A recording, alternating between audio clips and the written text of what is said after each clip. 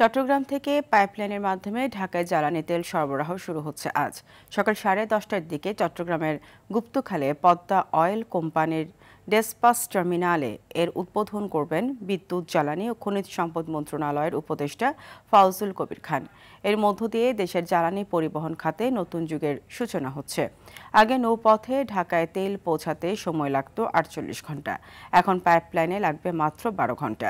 Bangladesh petroleum corporation বিপিসির অর্থায়নে ৩,৬৫৩ কোটি টাকা ব্যয়ে এই প্রকল্পটির কাজ 2018 সালে শুরু হয়ে শেষ হয় 2022 সালে। জ্বালানি তেলের অপচয় ও চুরি রোধের পাশাপাশি এই পাইপলাইন স্থাপনের ফলে বছরে সরকারের প্রায় 250 কোটি টাকা সাশ্রয় হবে।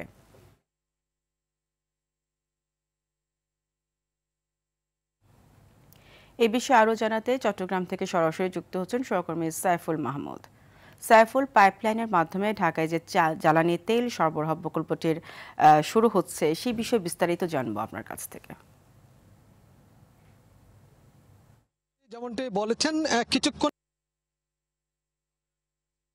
চট্টগ্রাম থেকে ঢাকা পাইপলাইনের মাধ্যমে যে জ্বালানি সরবরাহ হবে সেটি কিন্তু তিনি উদ্বোধন করবেন। ইতিমধ্যে তিনি কিন্তু এসে পৌঁছেছেন এবং এখানে কিন্তু যে আনুষ্ঠানিকতাগুলো ছিল সেগুলো কিন্তু কিছুক্ষণের মধ্যে কিন্তু আসলে শুরু হবে। আমরা আপনাদেরকে দেখানোর চেষ্টা করছি যে জায়গাটিতে তিনি আসলে উদ্বোধন করবেন সেই জায়গাটি ইতিমধ্যে কিন্তু আসলে সংরক্ষণ করা হয়েছে। আমি একটু বিষয় জানিয়ে রাখি, সেটি হচ্ছে যে বাণিজ্য নগরী চট্টগ্রাম থেকে প্রথমবারের মতো পাইপলাইনের মাধ্যমে কিন্তু ঢাকায় শুরু হয়েছে। এতে প্রায় 250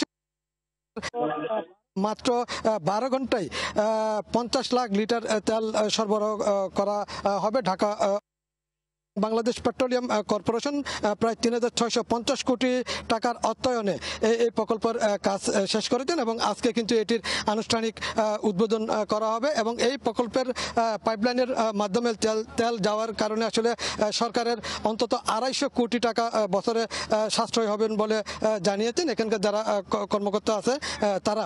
এবং আরেকটা বিষয় হচ্ছে যে এটি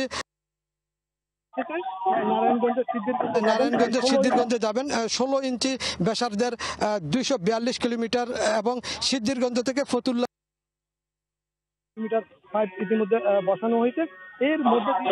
এর মধ্যে দিয়ে কিন্তু আসলে বাংলাদেশ একটি নতুন যুগে প্রবেশ করেছে।